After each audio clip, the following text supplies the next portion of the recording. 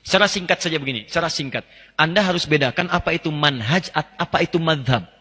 Itu berbeda. Saya sering sampaikan kalau manhaj itu cara kita berislam. At-tariqul wadih, jalan yang jelas menuju Islam dengan jalur mengikuti Nabi SAW. Contoh, Allah turunkan Al-Quran pada Nabi Muhammad SAW. Nabi Muhammad menjelaskan isi Al-Quran kepada masyarakat yang hadir di zaman beliau.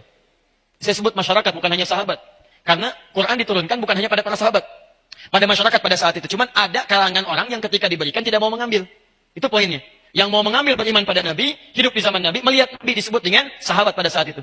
Nah, penjelasan Nabi kepada para sahabat, masyarakat disebut dengan hadis namanya. Hadis. Apa yang dikerjakan, apa yang dilakukan, apa yang dikatakan, apa yang melekat pada Nabi namanya hadis. Kalau itu jadi pedoman kehidupan berubah namanya dari hadis jadi sunnah. Muncullah istilah Al-Quran dan sunnah.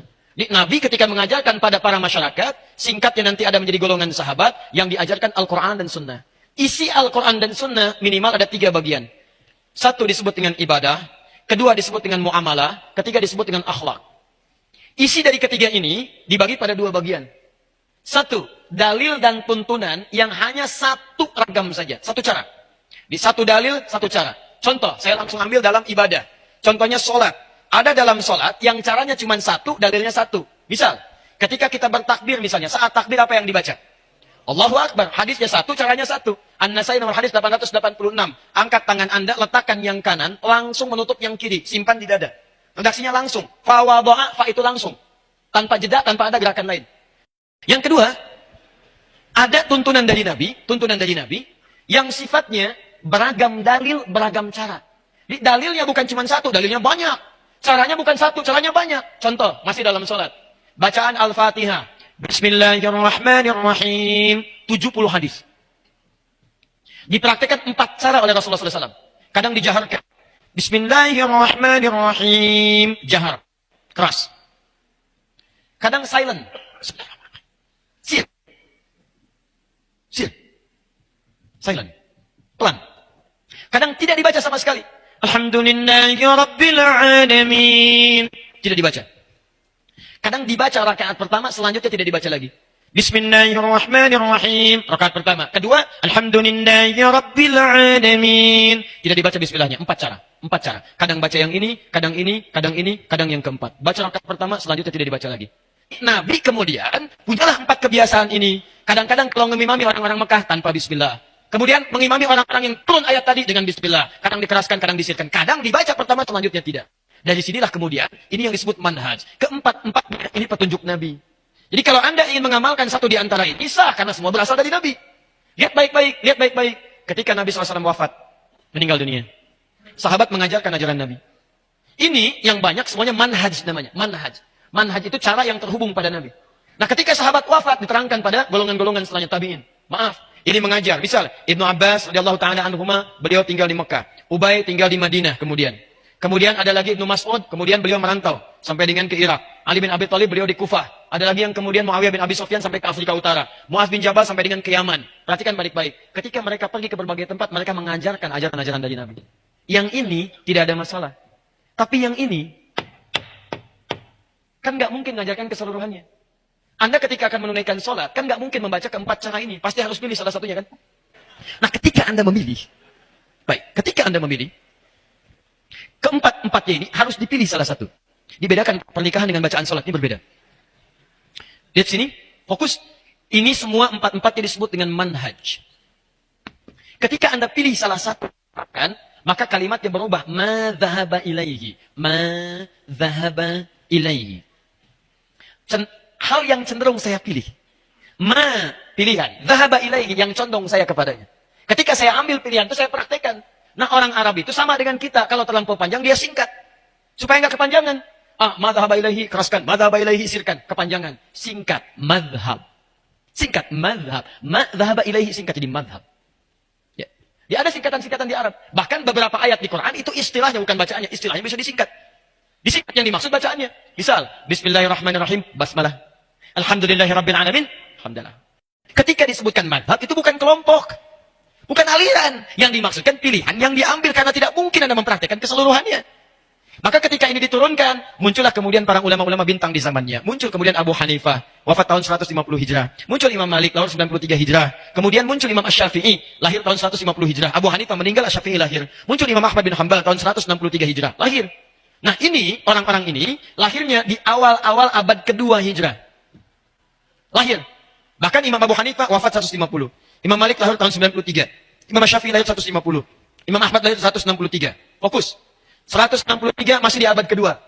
Orang yang lahir masih kisaran abad kedua disebut generasi salaf namanya. Salaf. Generasi tempo dulu. Zaman old. Ini. Salaf. Di Imam Asy-Syafi'i, salaf. Imam Abu Hanifah, salaf. Imam Malik, salaf. Imam Ahmad, salaf. Nah, imam-imam ini, kenapa mereka cukup terkenal? Karena mereka merangkum ajaran-ajaran para sahabat yang bersumber dari Nabi ke masa mereka bukan hanya dengan ingatan, tapi dengan tulisan. Dulu orang belajar dengan ingatan, saking kuat ingatannya luar biasa, Pak. Ingat luar biasa. Tapi masa setelahnya kan beda. Semakin meluas, semakin beragam, semakin tipikal yang berubah, semakin memiliki kekuatan yang berbeda-beda dalam ingatan. Maka para imam ini selain kuat ingatannya, mereka juga menuliskan ingatan mereka dalam bentuk kitab-kitab. Terjagalah ajaran itu dalam kitab mereka. Ini yang menyebabkan itu menyebar keseluruhannya. Tapi persoalannya, Imam Abu Hanifah nggak mungkin praktekkan keempat-empatnya. Dia harus pilih salah satu. Ketika memilih disebut dengan madhab Abu Hanifah, dikenal dengan Hanafi. Imam Malik memilih untuk tidak baca bismillah, dikenal dengan Maliki, madhab Maliki. Pilihan Imam Malik. Imam Asy-Syafi'i pilih dijaharkan, disebut dengan mazhab Syafi'i, pilihan Imam Asy-Syafi'i. Imam Ahmad menengahi di antara keduanya pakai silent, ya, disebut dengan mazhab Hambali, pilihan Imam Mazhab bin Ahmad bin Hambal. Jadi ketika disebutkan mazhab bukan kelompok tapi pilihan para imam ini. Dan mereka tahu keseluruhannya cuma harus memilih mana yang dipraktikkan. Nah, persoalannya adalah ketika imam ini mengajar, disampaikan generasi setelahnya, generasi setelahnya sampai ke kita. Menyebarlah sekarang. Mazhab Abu Hanifah ada di sekitar Asia Selatan, India, Pakistan, sampai ke timur jauh di Cina. Kemudian Imam Malik sekarang dulu di Madinah.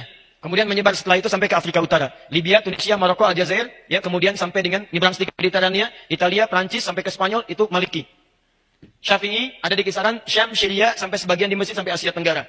Kemudian Ahmad bin Hanbal, Hambali, itu kisaran Teluk, terutama Saudi. Ya, di kerajaan Arab Saudi, madhabnya Hambali, bermadhab, Hambali madhabnya. Makanya jangan kaget ketika ke sana, bismillah disirkan. Ketika ke Syria, bismillah dijaharkan. Kenapa? Karena yang dipraktikkan, ini... Orang tua kita luar biasa. Semua negara ini dikunjungi.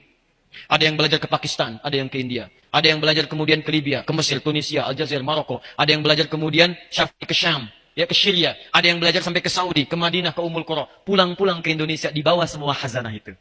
Yang jadi masalah kadang, mohon maaf, kadang tidak disampaikan secara sempurna. Yang disampaikan apa yang dibawa aja. Inilah sumber pertama gagal paham dalam persoalan ini. Saya pernah ditinggal di Mekah, 2010. Saya tugas di Mekah, menerima jemaah haji pertama kali. Masuk sholat Isya, imamnya Syekh Sudes. Bismillahirrahmanirrahim. Alhamdulillahi Rabbil Alamin. Wih, imamnya Muhammadiyah. Loh, Muhammadiyah cabang Masjidil Haram. Luar biasa itu. Anda bayangkan. Bukan salah, sebenarnya cuma pengetahuan yang kurang masuk. Saya di Libya itu pernah mengajar beberapa siswa. Terus ada yang orang Indonesia. Saya bilang, ayo kumpul. Anda nanti gini ya, nanti ada liburan. Anda pulang ke Indonesia. Coba lihat bagaimana karakteristik masyarakatnya, apa yang dibutuhkan. Pulang lagi ke sini, siapkan pelajaran supaya masyarakat yang perlukan itu bisa mendapatkannya.